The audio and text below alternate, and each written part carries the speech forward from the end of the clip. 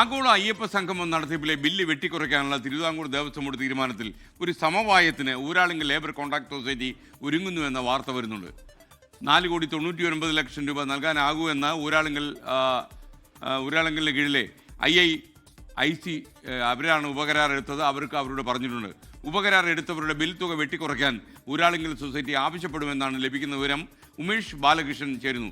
Umesh, Thiruvithamkoor Devaswom board main contract ഊരാളുങ്കലിന് കൊടുത്തിട്ട് ഊരാളുങ്കൽ അത് സബ് കോൺട്രാക്ട് കൊടുത്തു. എന്നാൽ സബ് കോൺട്രാക്ടർക്ക് നേരിട്ടങ്ങ് കൊടുത്താൽ പോരെ? അപ്പോൾ കുറച്ച് പൈസ കുറയല്ലേ? ഇനി ഇടയിലൊരു കമ്മീഷൻ വ്യവസ്ഥയുണ്ടോ? Good morning.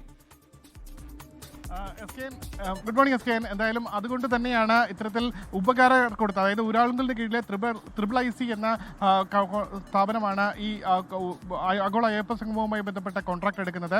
ഈ കോൺട്രാക്ട് എടുത്ത് അവർ ഉപകരാറുകൾ നൽകുകയായിരുന്നു. അതായത് പന്തൽ ജോലിക്ക് ഒരാളെ ഏൽപ്പിക്കുന്നു, ഇതുമായി ബന്ധപ്പെട്ട ട്രാൻസ്പോർട്ടേഷന് മറ്റൊരാളെ ഏൽപ്പിക്കുന്നു, മൊമെന്റുകൾ കൈമാറാൻ ഒരാളെ ഏൽപ്പിക്കുന്നു, ഭക്ഷണത്തിന് മറ്റൊരാളെ ഏൽപ്പിക്കുന്നു. ഇത്തരത്തിൽ വിവിധ ഉപകരാറുകൾ കൊടുത്തു. ഈ ഉപകരാറുകൾ കൊടുത്തതിൽ വലിയ തുക ഉണ്ട് എന്നൊരു സംശയം ദേവസ്വം ബോർഡിനുണ്ട്. ആ സാഹചര്യത്തിൽ ഇന്നലെ ചേർന്ന ദേവസ്വം ബോർഡ് യോഗം 4,99,00,000 രൂപ മാത്രം ഈ കമ്പനിക്ക് നൽകിയാൽ മതി എന്നുള്ള തീരുമാനമെടുത്തത്. അത് ഊരാളുങ്കൽ പ്രതിനിധികളെ ഇന്നലെ നേരിട്ട് വിളിച്ച് അറിയിക്കുകയും ചെയ്തു.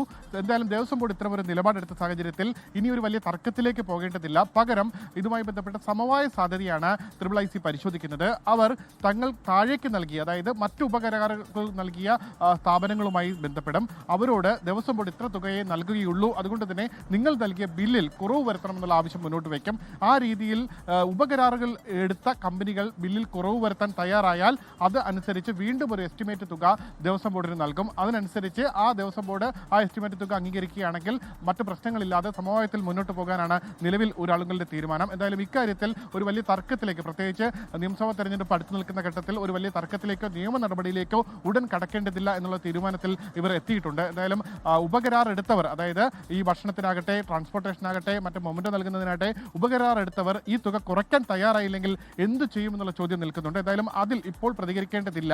എന്തായാലും അവരോട് ഇക്കാര്യം അറിയിക്കാം. അതിനുശേഷം എന്തായാലും അവർക്ക് ഇപ്പോഴും പണം നൽകിയിട്ടില്ല. കാരണം 3 കോടി രൂപ മാത്രമാണ് ഈ IICക്ക് കൈമാറിയത്. ആ തുക മാത്രമാണ് കൊടുത്തത്. അതുകൊണ്ട് തന്നെ അവർ കുറയ്ക്കാൻ തയ്യാറാകുമെന്നുള്ള പ്രതീക്ഷയാണ് IICക്ക് ഉള്ളത്. Okay, thank you Umesh Balakrishnan. ഇപ്പോൾ വരുന്ന ഒരു വാർത്ത, മലപ്പുറം നിലമ്പൂർ പൂക്കോട്ടുപാടത്ത് 2 മാസത്തോളം പഴക്കമുള്ള മനീഷിന്റെ മൃതദേഹം കണ്ടെത്തി. കടുവ സെൻസിന്റെ ഭാഗമായി വനപാലകർ ക്യാമറകൾ സ്ഥാപിക്കുന്നതിനിടയിലാണ് മൃതദേഹം കണ്ടത്. ഈ മൃതദേഹം കണ്ടെത്തിയ സ്ഥലം പൂക്കോട്ടുപാടമാണ്. ലോകത്തെവിടെയായാലും ഏത് സമയത്തും 24 വാർത്തകളും ഓഗ്മെന്റഡ് റിയാലിറ്റി പാക്കേജുകളും എക്സ്പ്ലെയിനറുകളും വിശദമായി കാണാൻ ഞങ്ങളുടെ യൂട്യൂബ് ചാനൽ നിങ്ങൾക്ക് സബ്സ്ക്രൈബ് ചെയ്യാം.